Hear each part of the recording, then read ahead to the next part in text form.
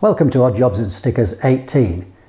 Quite a few odd jobs in this one, all those little jobs we have to do from time to time.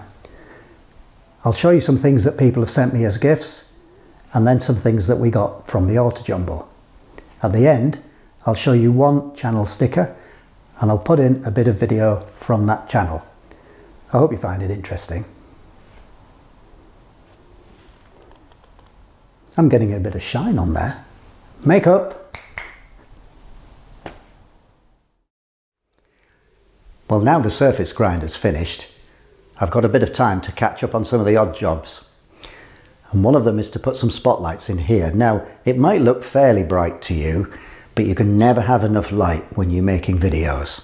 So I bought some cheap spotlights. I'm going to put them up on this beam above my head and point them at the machines. Now, I'm not going to go into the detail of all the wiring and everything else because it's one of the things that people tend to pick up on. So if somebody knows something about the regulations, they'll be tempted to say, well, you're using the wrong sort of clips, or you're not putting the clips at the right spacings, or something. So we'll just leave all that.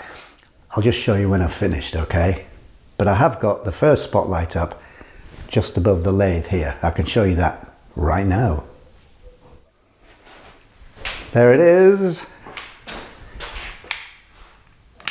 Now they are switched separately as well. I've got like an isolator switch up on the beam, so if I want to isolate the spot lamps I can do it from there. Right, that's the other three fitted. One for the shaper, one for the pillar drill and one for the milling machine, which is pointing towards us. Bit awkward, the milling machine, there just isn't anywhere closer I can get to. But it does have an effect. So that's another odd job done then. This should be a quick job, I hope. When I built the Haxby Shed workshop annex, I extended the air line from one side of the drive to the other, but I never got around to connecting it up at the compressor end. So that's something to do. Now when I'm winding on this PTFE tape, I nearly always get it the wrong way, and I know that is the wrong way. So we'll try the right way. And then I'm going from this quarter BSP into a half BSP. Right, here we go.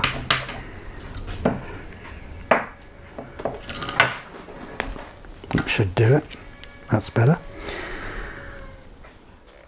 This is where the pipe from the other room comes out of the wall, look. 25mm MDPE pipe, black, which is UV hardened, UV stabilised. This is the compressor tank. This is a T-piece. This branch here is going up to all the equipment in this side of the drive. And then I'll take that barb off there, put on my flexi pipe. Well, I'll put on a connector first, an XF connector. And then I'll put the flexi pipe onto this. I'll have to shorten this pipe a bit. And then that should do it. So there's a, in case you can't see it, there's a tap there and there's a tap there. There's 100 psi in this tank at the moment, so we'll try not to blow ourselves up. I'm going to have to cut that black pipe short, and I need to make sure that where I cut it, the pipe isn't scored, because as I was pushing it through the wall, it's got scratched here and there. New pipe stiffener to go in.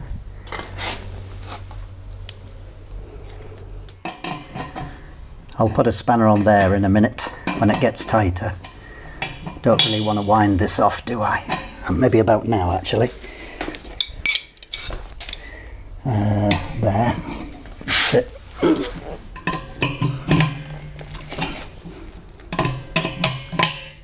Well, that's it.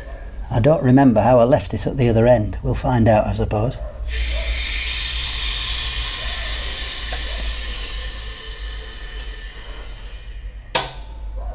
Oh, yes.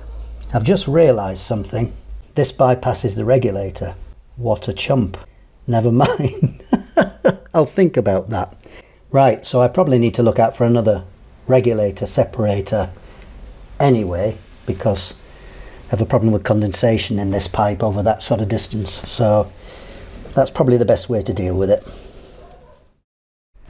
Right, a few days later, This is the regulator oiler that I've got in this side by the compressor, and I've bought another to go on the other side. I'm slightly distracted by some people who are with me. Now this one, I think that was about £50 second hand, maybe £30, so $40 US, something like that, second hand. This oiler screw was jammed and it was leaking, but that's an industrial quality unit. Now I bought this, I think it was probably about 20 US, so about £16 UK, and it's as cheap as cheap. This bit's alloy, these bits are Perspex or plastic, and this on the bottom here, which is the drain off, I could probably break that quite easily, but it doesn't. I don't care, because it's only going to be used 2 or 3 times a year, and I absolutely, as long as it actually does work, I don't care that it was cheap. So I'll get that fitted on the other side. That bracket is also alley, so it'll do. I'm going to redo this layout to add the regulator in, so I'll probably cut that there, cut this here, bring this over this way, put that something like there. If I can manage it, if there's enough left on this, I'll come like this and out and bring that out to there, maybe over there. Fixed on, cheap and cheerful. We'll test it another day, because my next odd job involves a sandblaster. Well, with the airline connected to the sandblaster through this flexible pipe, you can see, we can try out the sandblaster and get on with the next odd job, which is to fix this lock.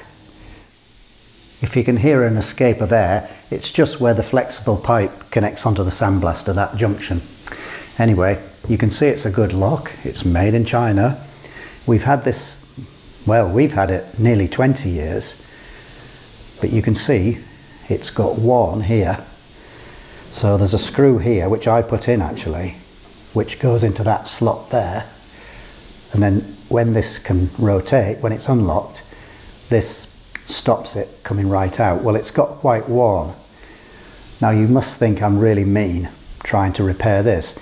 Well, I could maybe buy another one of these for, I don't know, £10 or something, with a couple of keys, but we have about 5 keys for this, and it costs about £5 to have another key cut. So, you know, we could be looking at £20–25, and for the sake of a few minutes work, I'm just going to blast this off to clean it up, and then with a bit of TIG I'll see if I can build this up again here, and I don't know, maybe file it round. If not, it could go in the forge, or I could remachine it. If I turn the room light off, I can see a bit more of what I'm doing. I would normally connect the vacuum up to the end here, but there's no point for just a few seconds.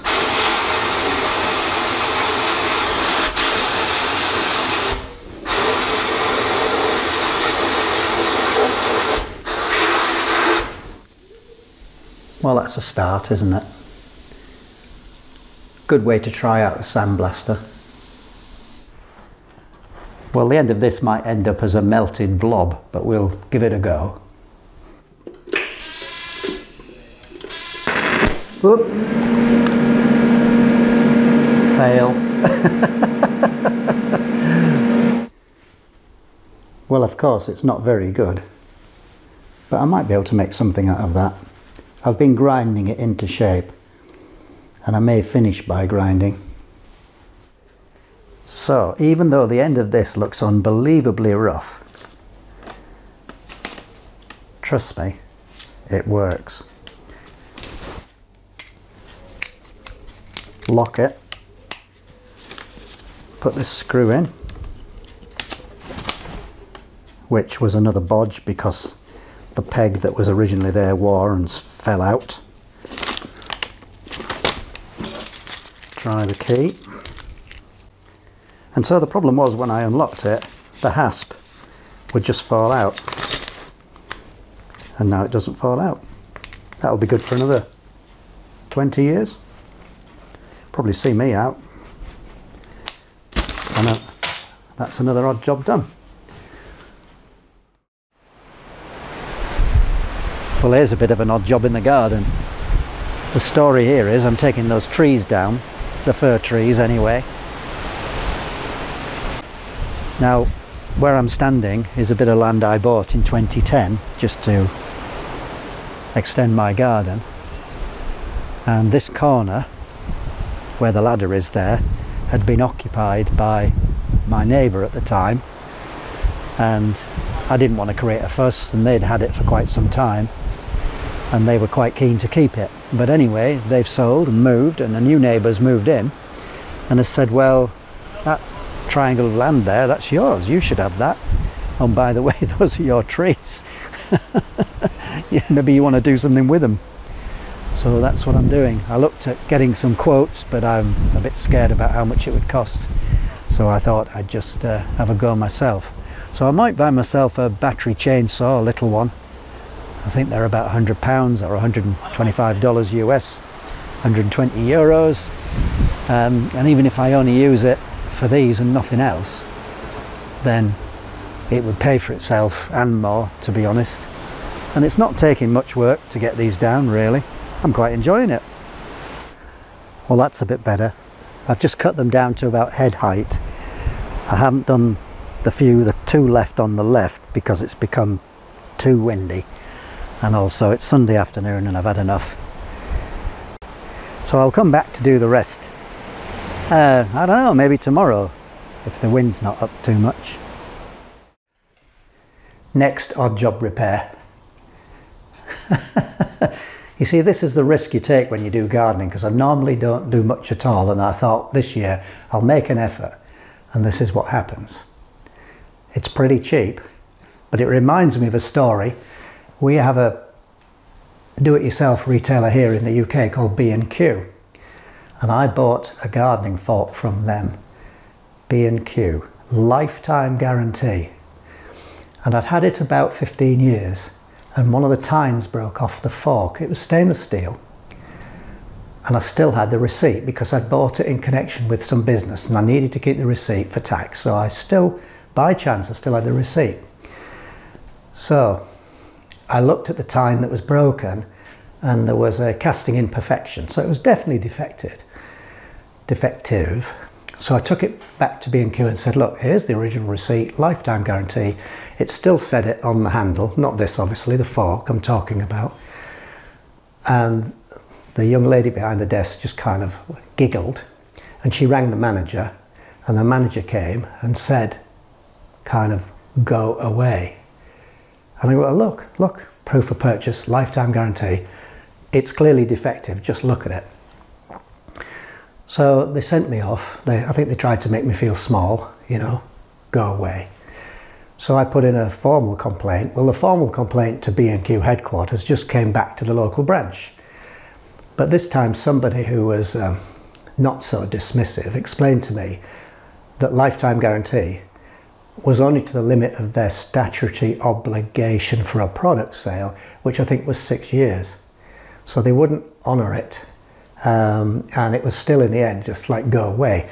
So for quite a while I wouldn't go back to B&Q because it was not because of the statutory limit, it was just because of the way I was treated so dismissively, and they just stood there and smirked and said no, just go away.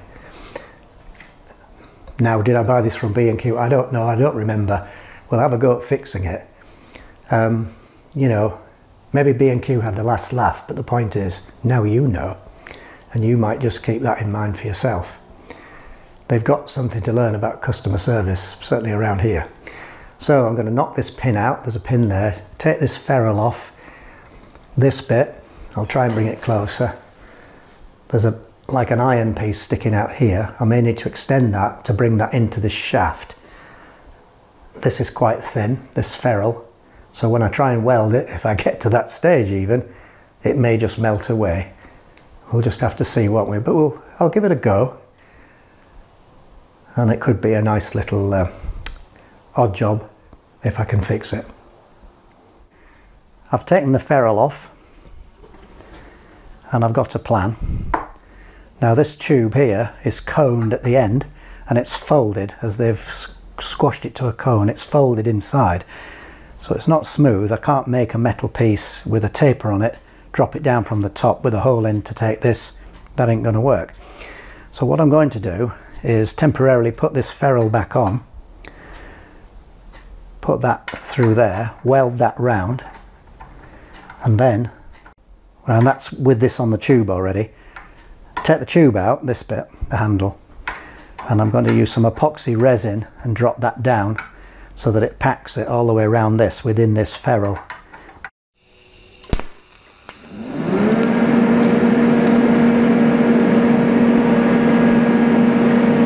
Oh dear. I'll show you the good bit first, and now the bad bits. This ferrule was so thin. I was alright on this side because there was enough mass to take the heat away, but as soon as I got near to this ferrule here, it just burnt back. It's so thin.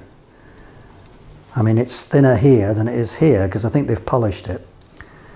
But even so, I'm going to just clean this up, and then I'm going to put the wood hardener resin in down this way with this off this, and who knows, you know, if it lasts me half a year, it still puts off a bit of expense, doesn't it? Oh, by the way, that fork I was talking about, B&Q, it was their own brand, by the way. They stuck their sticker on it, they should have stood by it.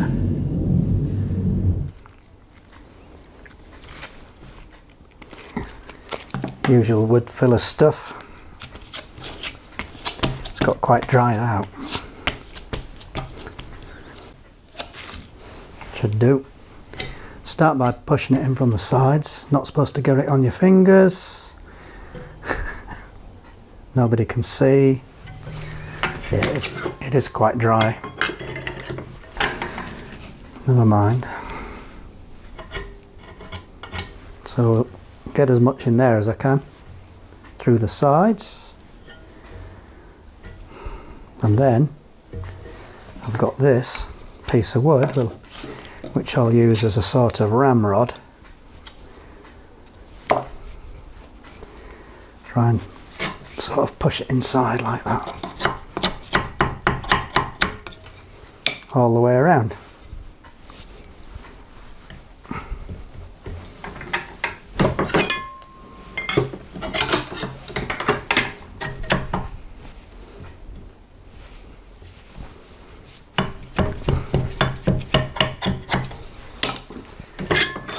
Check it, yeah, that's looking good. Right, now we'll put the other piece on the handle on now while it's still soft, because it may need to cut into that I've just packed in. So you can see that pushing in the handle has pushed a bit out. Oh, it's almost hard already. And on that. Come on.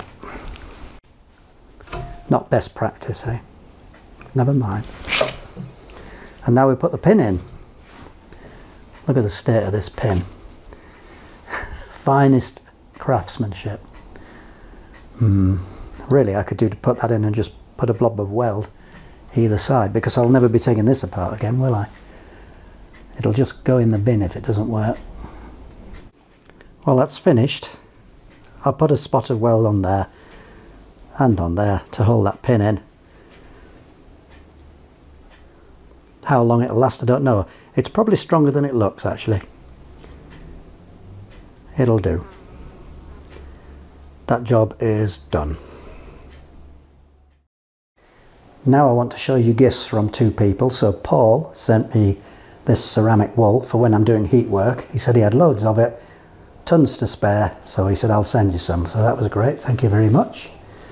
And then Ollie from Ollie's Workshop, whose channel sticker is up on the door, sent me all these drills. So this is Ollie's Workshop sticker.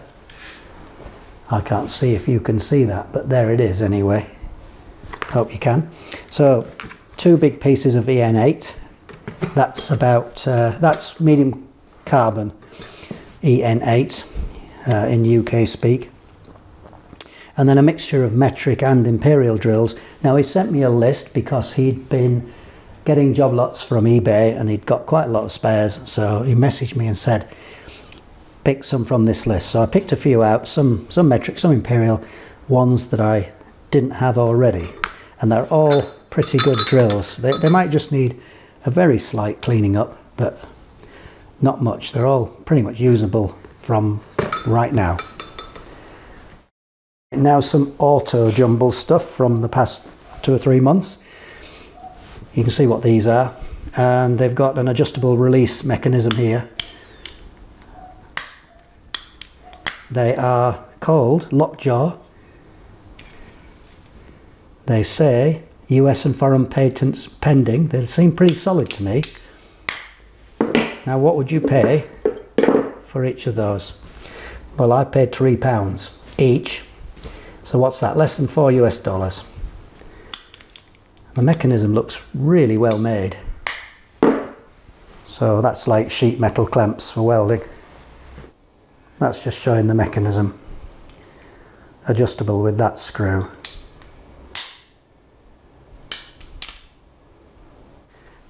DOC concave cutters, 10mm, 12mm, and then a 1/4 inch radius cutter. And I think these were £3 each, and this was £2.50, which I thought was a steal. It was just one particular day. There seemed to be so much milling stuff. Everybody seemed to have it. And then I got a couple of engineers parallels.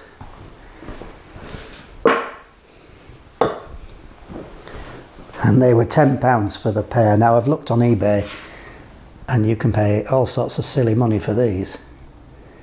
£10 for a pair. The guy said to me, "Oh, they come as a pair." Oh, really? Do they? Wow.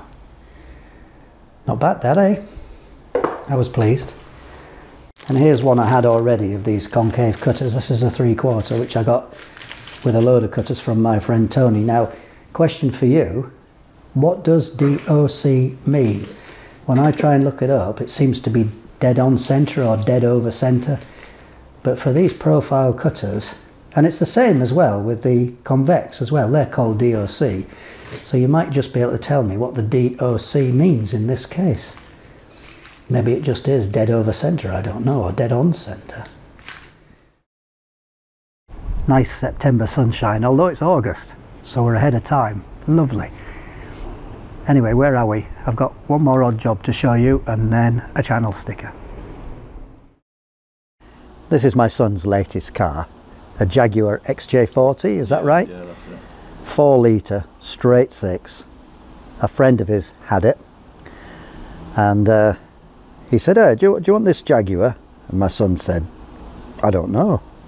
Well, it's at the right price. Well, at the right price, he had to have it, didn't he? So he talks about these things one minute, the next thing they're appearing on our drive, because he hasn't got the space to park these things, so for the moment. So they all end up on our drive. Anyway, it's smart enough. It is, isn't it? Yeah, I love it. Yeah. My first British car. First British car, so he generally buys Volkswagens. Oh, there we go, our neighbour's making loads of noise again. They usually do when I'm trying to video.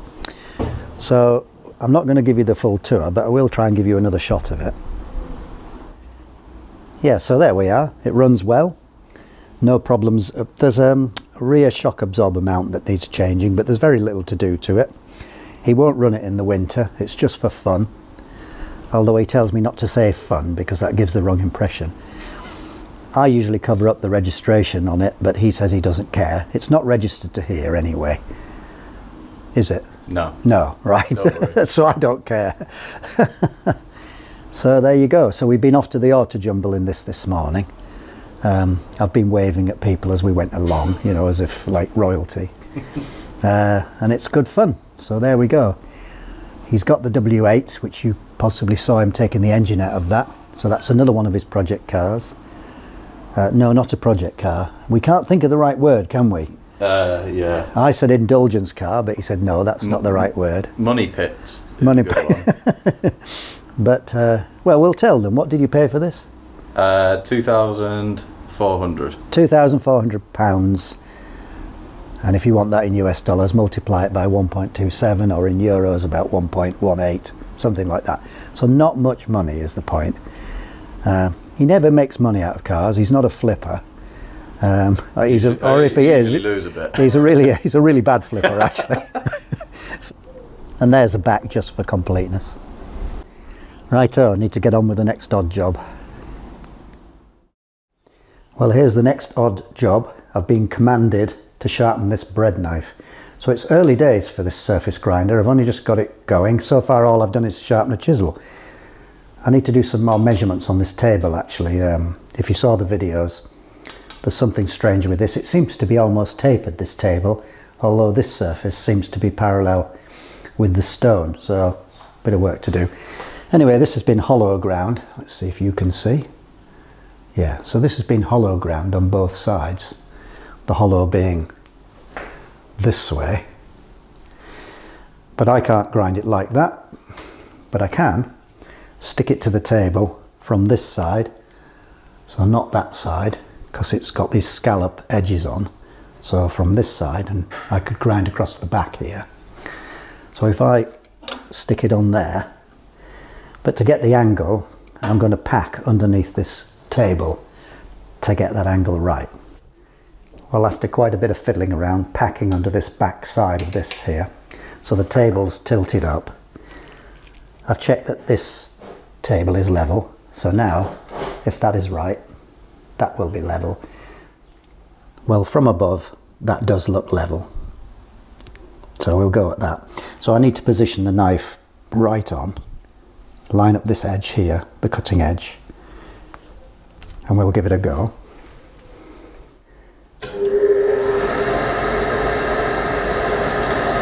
Okay. Think. Yes, okay. There it goes.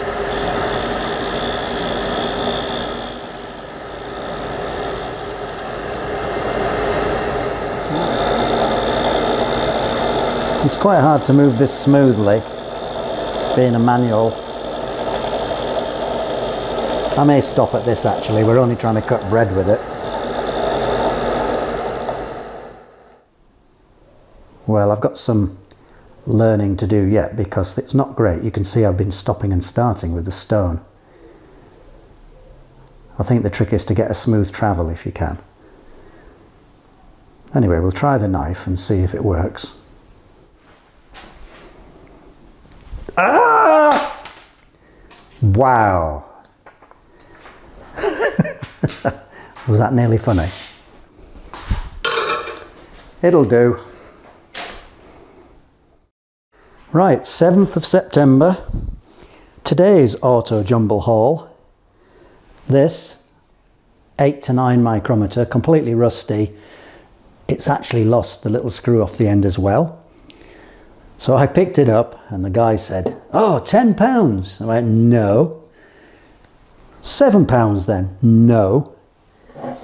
£5 then? All right. What I'm going to do is clean it up and I'll probably put it on the wall. And then this slide hammer, which is homemade, this was, my son bought this. They wanted £12 and we got it for £9. Well, to be honest, it's one of those things. He wanted a slide hammer, and by the time you've bought the metal, you know, and all of that, and made it, it's pretty decent. It's a good size, look.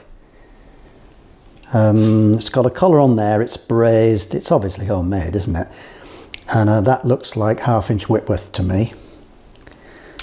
So we can adapt this however we want. He's been looking for one for quite a long time. And to be honest, you know, he could buy one. I don't know what it would cost. Probably wouldn't be that expensive, but this is pretty heavy. So that's the other thing we bought today. Well, I hope you found those bits interesting. This is the channel I want to show today.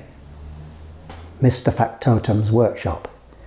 I think that'll be familiar to many of you. It's run by Kev. I'll show you a bit of his video and then we'll put the sticker up on the door.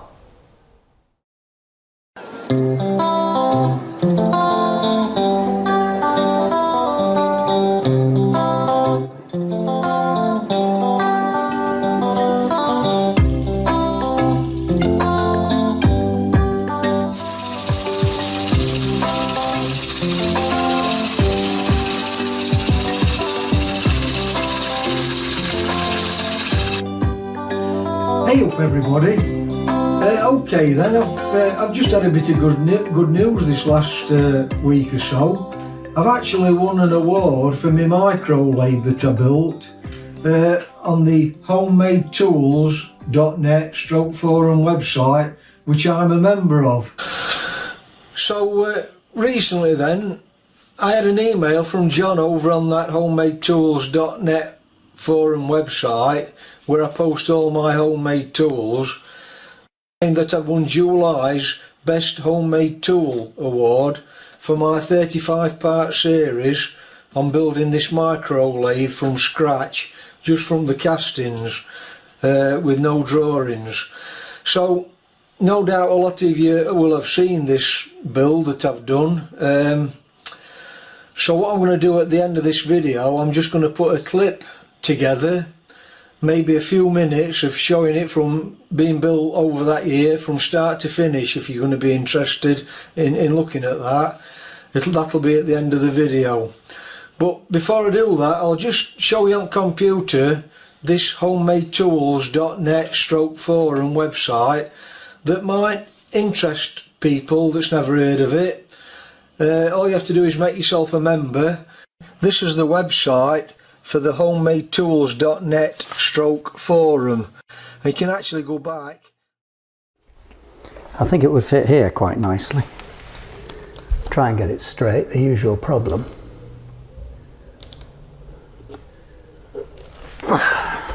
Did I get that right? There we are. If you'd like one of my stickers, whether you've got a channel or not, I'll send it to you anywhere in the world as long as the post goes there.